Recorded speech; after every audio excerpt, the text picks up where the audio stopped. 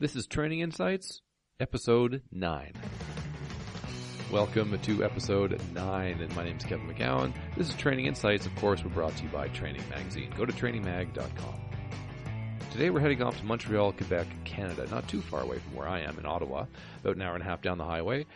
And we're going to speak with Alicia Cundell. Now, she is a former colleague of mine, actually. We worked together for a few years, many, many moons ago. But she is currently an educational developer at Concordia University in Montreal. Now, what that means is she helps professors develop their courses, their programs. And it's interesting, she has a lot to say about the impact kind of professional development, professional education has had on the university setting. So sit back, relax, and hear about how these two worlds have collided a little bit over the last few years. Hello, Alicia. How are you? I'm good, Kevin. Thanks. How are you? I'm great. How are things in Montreal? Very good, actually. Yeah, it's starting to warm up. Summer's finally kind of showing up, I guess. Yeah, slowly. I think a lot of the listeners for this the show are in the States might not get the cold thing that we have to deal with up here. So it's nice to have another Canadian on the discussion today. Yeah. So I wanted to know a little bit about your role, and so can you tell me a bit about what you do and how you do it?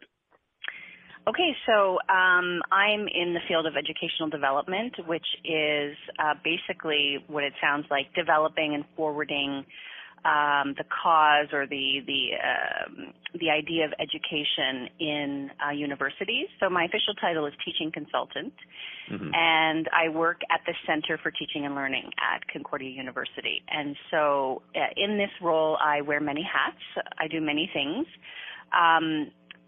My primary role is to work one-on-one with faculty members in helping them develop their teaching. So this could look like a lot of things. It could be consultations about course design, consultations about their teaching evaluations, consultations about their pedagogy, how they might want to change their pedagogy, all kinds of different questions that they might have. So typically I work one-on-one, but I also do I also give workshops.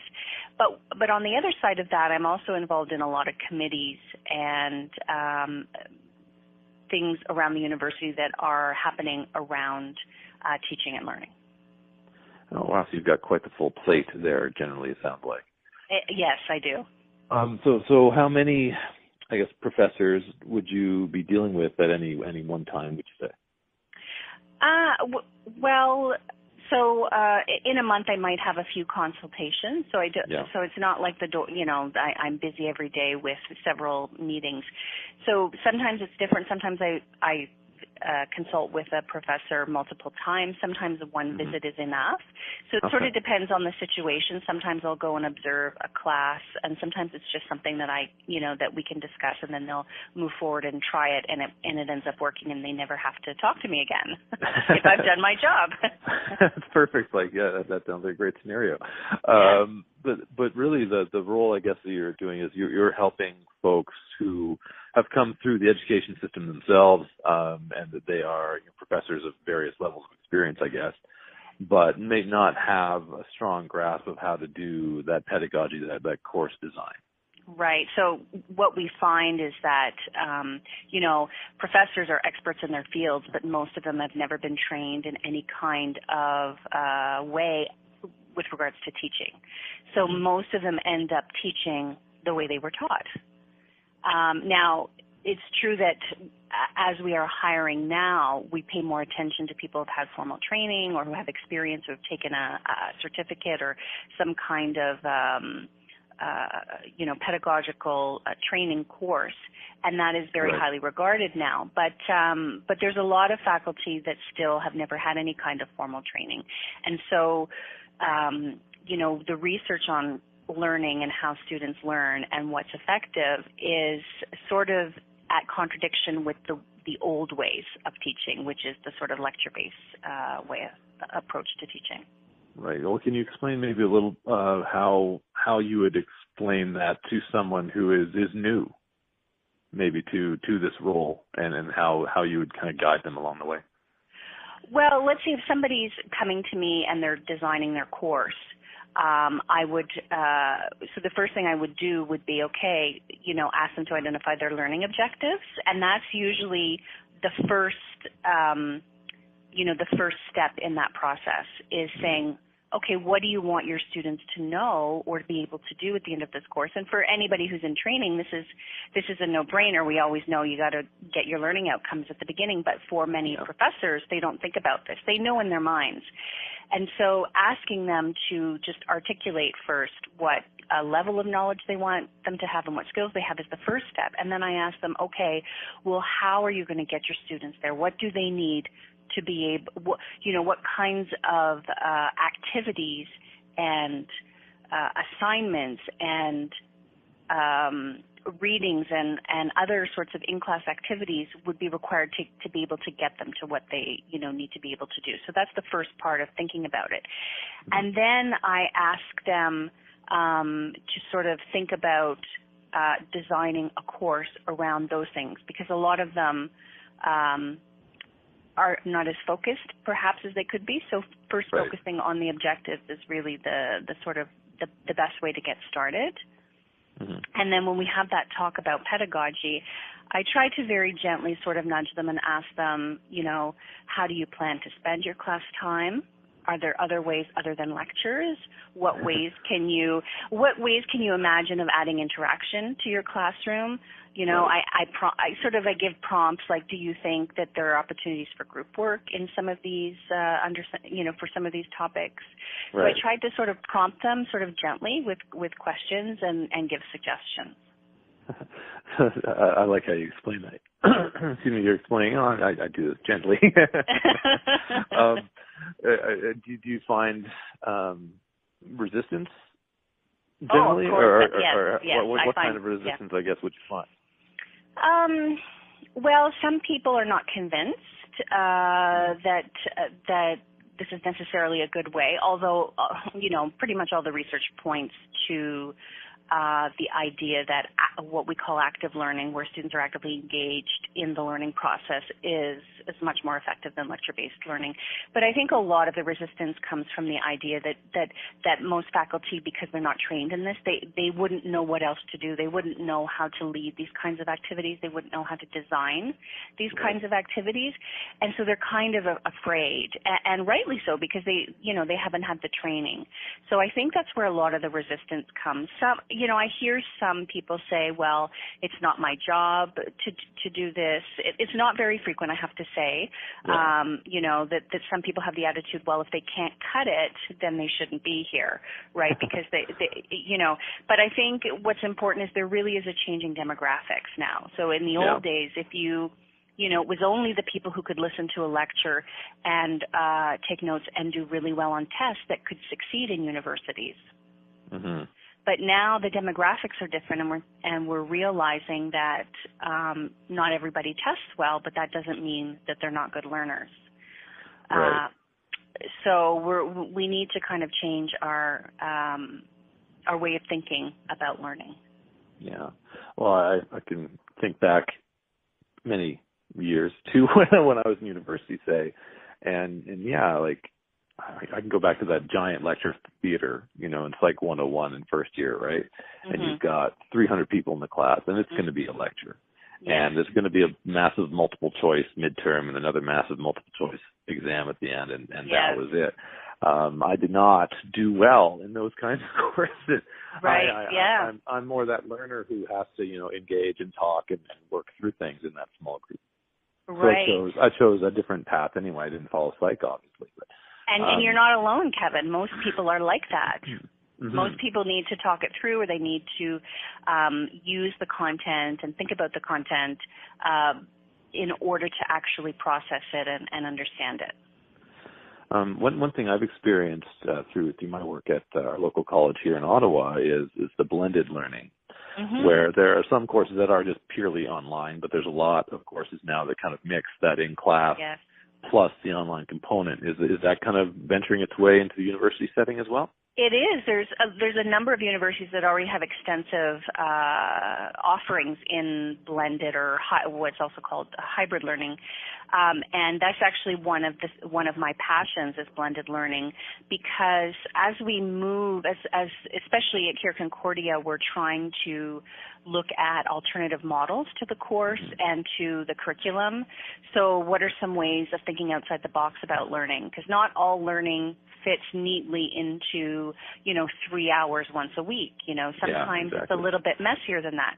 And blended learning allows for a rethinking of that course design. So essentially, you can have as few or as many lectures as you want. You could cut the time in half and have them every week, or you could intersperse them. But what it means is that students can be working intensively for a few weeks, without coming to class on a group project, or maybe out in the community doing things and not having to worry about going to class, and then the professor checks in with them. So I think the blended model is actually, I like to call it sometimes the sweet spot of learning, because it takes the best of the online interface, which is being able to, communicate and interact with all of your classmates in one area, taking advantage of the technology, but also having that face-to-face component. So mixing the best of both into this one course that can really be reimagined. Yeah. Well, I think it's kind of interesting to me to think, I haven't been in the university classroom now in many years, but I've been in various others, professional training through work or college programs. Excuse me. And it's neat to see the evolution and the acceptance of these different models in the university setting. I remember when I was in university, certainly the feeling was that there was that one way of doing it. Yes. And there's certainly a lot of movement to change that over the last 20, 30 years. Yes. Is it kind of speeding up now with because we're in now the age of micro learning and things like that. That's kind of the way to do it now in outside of the university setting. Is that kind of thing reaching in as well? Mm-hmm. Well, perhaps not micro-learning, but certainly there is definitely more emphasis on alternative ways of looking at learning and alternative models of courses, of programs. So there's more of an emphasis, we'll say, on experiential learning now than there ever has been, which is great for students. So not just in terms of being able to offer them work studies as part of their education, but even within courses to offer them experiential experiences, we'll say. So that's definitely on the horizon. We're also thinking about interdisciplinary, multidisciplinary courses or programs so that students get exposed to ideas and topics from experts from different disciplines, so it's not sort of from just one lens. Right. So there's different ways right now that we're looking at education and the design of these courses and curriculums, and of course something like a blended or technology can actually facilitate those kinds of courses also. Yeah. Well, it's definitely obviously changing a lot. What would you say is kind of the next thing that might be coming down the pipe in your view? That's in terms a difficult. Of the evolution, I guess, of this whole model that you're looking at. Well, to be honest with you, I'd like to see a revamping of the credit system. Personally, really? yeah. So that it's not, there are one credit, and it's beginning to happen. In fact, we do have some courses that are, one credit, and I know that they're doing this at other universities. So that instead of taking a full credit course, there are some things that are maybe 1 credit or 2 credit, and you get in your idea of micro-credentialing, but in this case, it's sort of like a micro course. Right. They're just sort of small experiences within a degree program that can be transferred into different programs. So that's one thing I think that could be very interesting, is a different model of the crediting system. Yeah. And the other thing would, of course, be leveraging technology. I think technology has a lot of potential in terms of data And especially as we see more and more students who are coming from different demographics, a lot of students now are the first in their families to be educated. We have, more and more people coming from different socioeconomic demographics who aren't necessarily equipped, or don't have the experience they need. And so a lot of data can actually help with that and sort of target right away which students or which populations specifically need support, and then provide them with that support to help them succeed. So I think in that instance, I think the technology and the data plays a big role in the success of students and the universities. Well, that's fantastic. Alicia, I would love to talk to you all day, but I'll cut you off there. Okay. But this has been a great conversation. I've learned a lot. Thank you so much. Okay. Well, thank you for having me, Kevin.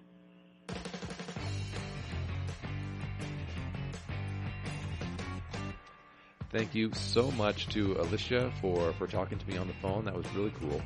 And I hope you enjoyed the conversation too. Now look, we're going to have one more episode before we take kind of a summer break. But if you have any suggestions, comments, questions, whatever you might like, drop me a line. Go to kevinmcgowan.ca and you can find me there. Or if you just want to listen to more podcasts or read more articles about training, professional development, go to trainingmag.com. Thanks so much for listening. We'll see you next time.